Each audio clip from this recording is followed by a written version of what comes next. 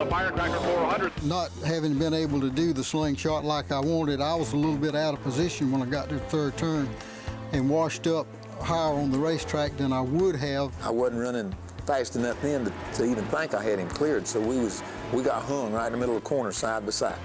And just bam, bam, bam. They are door to door in the dog leg. They touch coming to the tri-oval down to the line. It is, I can't call that one. It is so close. I couldn't call it. I really couldn't. It was so close from the angle that I looked at it, I really couldn't tell. When we came through the dog leg, I was on the inside, and my car rolled a shorter distance than his did. I always wished that I had that race to run over again, and I think I'd have been a little bit harder to get by than I was. It's Richard Petty by a foot. Petty wins his 200th career NASCAR victory. That number 200 is a magical number. You know, like Babe Ruth's 714 home runs or Joe DiMaggio's 56-game hitting streak. It's just numbers that stick out in your head. There's a reason that Richard Petty is called the King, and 200 wins, that was great. And to have the president there, the whole thing, it was just perfect. Ronald Reagan came out and talked about the race a little bit. I think that's the part from my father that made it such a huge moment. I understand that no one in the whole history of racing has ever done that, or ever won 200 races. It was the only time a county commissioner had ever upstaged president of the United States. Richard was county commissioner in Randolph County, North Carolina. It was one of those deals where he got us on the front page and we got him in the sports page, so it worked out good for both of us. No single facility in all of stock car racing has hosted more incredible, historic, and groundbreaking moments than the Daytona International Speedway. Daytona represents a bit of a tabernacle, or a very sanctimonious place that's almost hallowed ground. For the first time, the Daytona 500 would be carried live, flag to flag, on national television. The 79 Daytona 500 was epic, and there was a storm on the East Coast, so everybody was socked in their houses. New fans that had never watched an auto race turned it on just to see what the big hubbub was. Lucky for us all, Cale Yarborough and the Allison brothers were prepared to provide some action. Donnie Allison is still out front. Cale Yarborough tucked in on his bumper. When will Yarborough make his move? They flash across the stripe, and white flag for Donnie Allison. Saw him actually starting down a little bit, and all I could say to myself was, I'm not going to let you under me down the back straightaway. I love to do that slingshot move. You know, it's kind of a daring move to wait to the last lap, but, you know, I figured I had him set up. If you knew Cale Yarborough, if you were going to beat Cale, it's kind of like taking a pork chop away from a pit bull. Where will Cale make his move? He comes to the inside. Donnie Allison throws the block.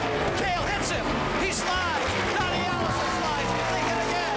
They drive into the turn. They're hitting the wall. The windows and everything is so big in them cars, you can see Cale in there driving, his hands flying around as he's driving that thing through the mud. I mean, those two guys beating on each other and pushing each other around, that was serious, serious stock car racing. Caution is on the racetrack, and it will be a battle back to the start-finish line. Here comes Richard Petty. He leads Darrell Waltrip by 5 car lengths. You get down there and you look off and you see, man, that's Donnie and Cale down there. Man, that's Donnie and Cale, and they were leading the race, and all of a sudden you're fighting for the win. That was number 1 and number 2 laying in the infield. And, you know, I done all I could do to stay in front of Darrell. I think I cut him off a little bit coming off the 4. Here they come. Waltrip trying to slingshot. Petty is out in front at the line. Waltrip to the inside. Petty wins it. Richard wins the race. That storyline alone is enough to really catch the consciousness of the country. But then it gets better. We ended up in the infield, and there was a couple unpleasant words between Cale and myself, and pretty well was over with. Of course, here come Bobby driving up, and so I figured it was going to be a double teaming, so. He yelled at me that the wreck was my fault. I think I probably questioned his ancestry. There's a fight. The tempers overflowing. They're angry. They know they have lost. And what a bitter defeat.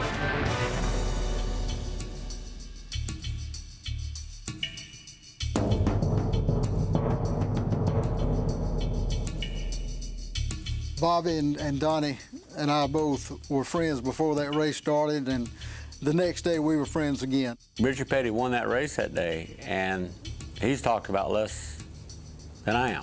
less than Cale is, less than Bobby is for that given day. And that's pretty unique when you win a Daytona 500 and you're not talked about as much as somebody else that didn't win it. Richard Petty and David Pearson finished 1-2 a startling 63 times in their storied racing rivalry. Petty and Pearson were arguably the two biggest names that we had in stock car racing at the time. Each one of them was the type person that you felt like if you beat him, you beat the best. On February 15th, 1976, the King and the Silver Fox took their rivalry and the entire sport to a level never before seen.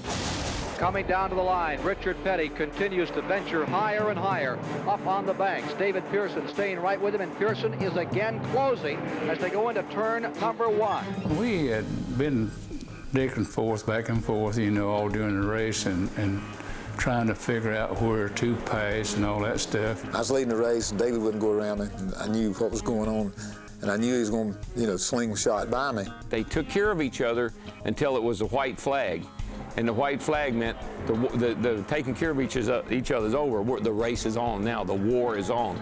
And it was just intense, and it just kept building to the crescendo that you saw. Pearson moves in front of the SCT Dodge. Petty comes back to the inside. They almost touch as they move down low in the banking. They're going to be side by side as they exit the bank and head for the finish line.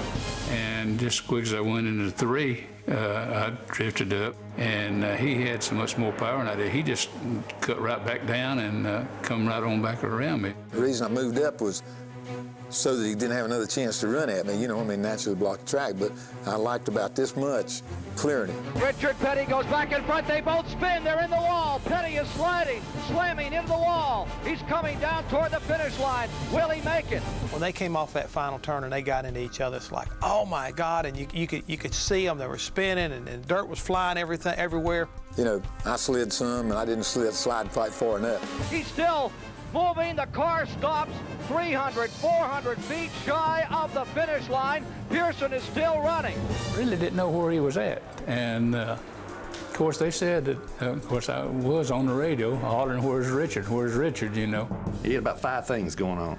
Number 1, he was knocking it out of gear, keep it running, plus driving it with it backwards. Plus, he called me and asked me where Richard was.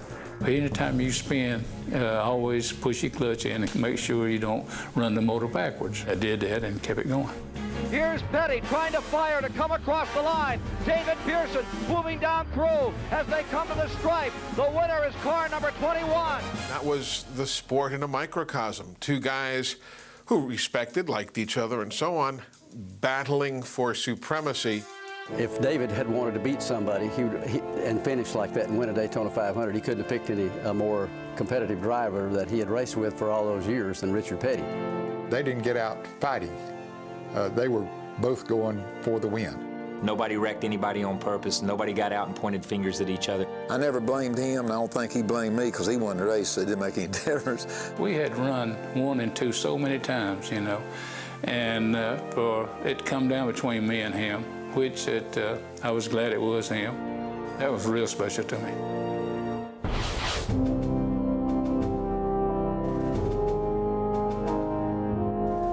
So there you have it. Another reason why we love the most competitive racing in the world. The end result that time and time again proves to be something magical, something memorable, something great.